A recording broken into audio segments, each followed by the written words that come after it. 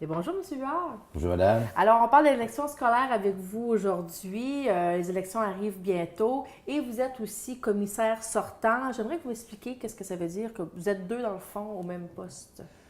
Disons que je suis commissaire depuis le 21 novembre 2006. J'ai embarqué sur un poste de remplacement.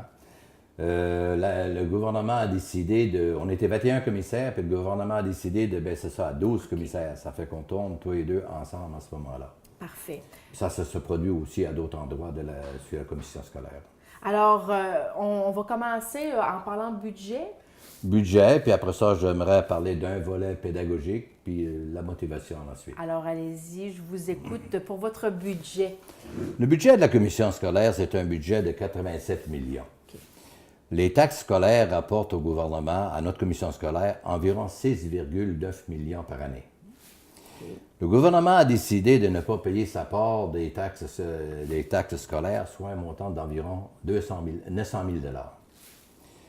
Puis depuis, le gouvernement a décidé de couper 17 dans les subventions allouées à chaque école. OK. Les 23 commissaires ont été invités, ainsi que les 7 cadres de la commission scolaire, à travailler sur des comités de travail. OK.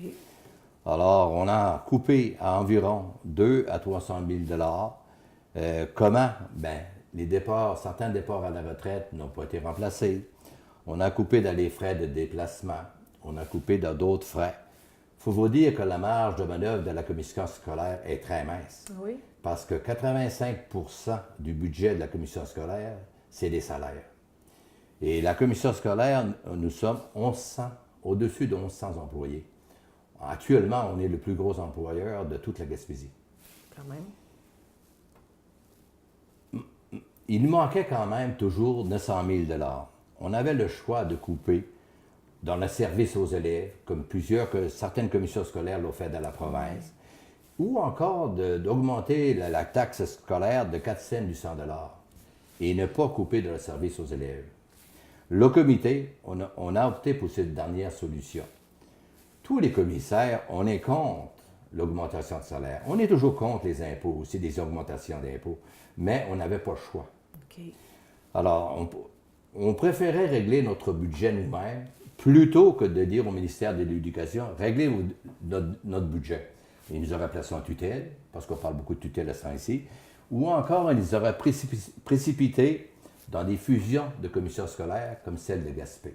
OK. Ça fait que nous, on a décidé de prendre nos responsabilités. J'aimerais aborder avec vous un volet seulement du côté pédagogique. OK. Pour la première fois de l'histoire de la commission scolaire, pour faire le choix de la directrice générale, on a priorisé la pédagogie. Alors, on voulait être quelqu'un qui soit capable de diminuer le décrochage scolaire, d'augmenter le taux de réussite, de valoriser la formation professionnelle et bien d'autres choses. Bien entendu, elle devait s'occuper aussi du budget. Je me suis porté volontaire pour siéger sur ce comité. C'était le comité de sélection. On était 8 commissaires avec un représentant du ministère de l'Éducation. OK. C'est sûr que 70 de l'entrevue a porté du côté pédagogique. Comment elle voyait ça, comment elle aurait réalisé ces choses-là. Puis, on l'a choisi à cause de ses qualités pédagogiques. Elle avait d'autres bonnes qualités aussi, là. Par la suite, au mois de septembre, je me suis porté volontaire pour siéger sur un comité d'évaluation de la directrice générale. OK. Je n'étais pas seul non plus. On était 7 commissaires, puis même aujourd'hui, on est encore les mêmes 7 commissaires. OK. Alors, on a demandé à ce moment-là à la directrice générale de nous tracer un plan d'action. Un plan d'action, c'est ce qu'elle nous avait dit en entrevue. OK.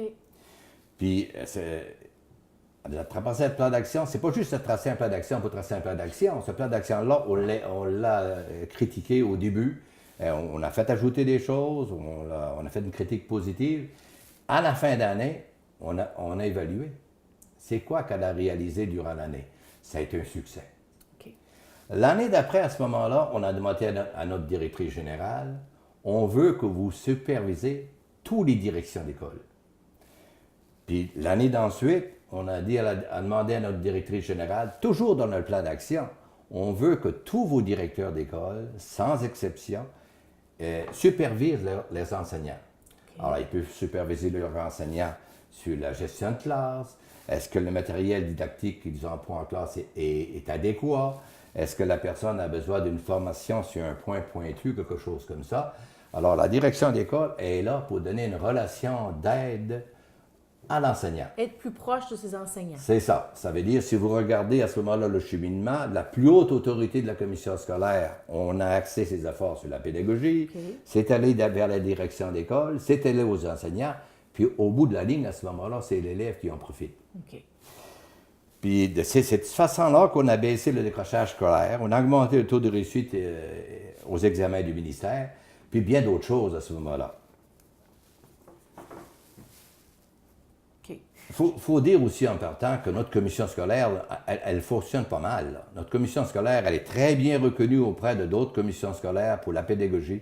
Puis au ministère de l'Éducation, on est bien reconnu aussi pédagogiquement et administrativement. Alors, je ne sais pas si vous vous souvenez, au printemps, on était dans les 7 commissions scolaires que le gouvernement n'a pas augmenté des augmentations de coupures. Ça veut dire que la gestion qui se fait dans notre commission scolaire, elle est bien. C'est sûr qu'il ne faut pas arrêter là. Il faudrait arriver un jour à être premier au niveau des examens du ministère, au niveau de l'éducation. Moi, c'est ça que je voudrais voir un jour se réaliser. On l'a déjà réalisé par le passé à la régionale Baie des Chaleurs. J'étais un des adjoints dans le temps. Ma motivation première, c'est de rendre l'élève heureux à l'école. Je prendrai tous les moyens pour que les élèves possèdent tout l'équipement et les services voulus pour persévérer et réussir. Alors là, vous savez aujourd'hui que l'enseignement, c'est plus comme avant. On a besoin de matériel technique, des iPads. Aujourd'hui, avec des téléphones intelligents, là, des tableaux électroniques, ces choses-là. Il ne faut pas reculer là-dessus. Il faut aller de l'avant à ce moment-là. C'est plus le même enseignement qu'avant. Alors, puis, en plus de ça, les services aux élèves, bien, le gouvernement nous a coûté 17 %. Il reste 83 % à ce moment-là dans les écoles. On a déjà placé une commande à la directrice générale. On dit à la directrice générale, le 83 % qui reste dans les écoles, on veut que le directeur d'école nous fasse un plan pour dire qu'est-ce qu'il va prioriser dans son école. Est-ce que c'est le service aux élèves ou autre chose? Alors, les commissaires élus en mois de novembre, on va ce travail-là à évaluer. Je suis d'une grande disponibilité, autant le jour que le soir, et je me porte toujours volontaire pour siéger sur tous les comités de travail. J'ai tous les comités de travail, je siège sur les comités de travail, pas seulement les comités obligatoires, mais sur tous les comités de travail. Ayant consacré 35 ans dans l'éducation, je possède de l'expertise pour le travail de commissaire et pour contribuer à la réussite des élèves. Je crois au travail d'équipe. Comme vous pouvez le constater, le travail d'équipe, ce n'est pas l'affaire d'une seule personne, mais bien d'une équipe qui travaille dans le même sens. Le jeu, là, je fais ci, j'ai cela, je crois que le jeu, le seul endroit où on peut se servir du jeu, dans un conseil des commissaires, je vote contre telle résolution. Je veux que les jeunes, les parents, et j'ajouterais même les grands-parents, soient assurés de ma collaboration, de mon jugement, de ma capacité à travailler en équipe, de mon intégrité et de ma disponibilité. Merci.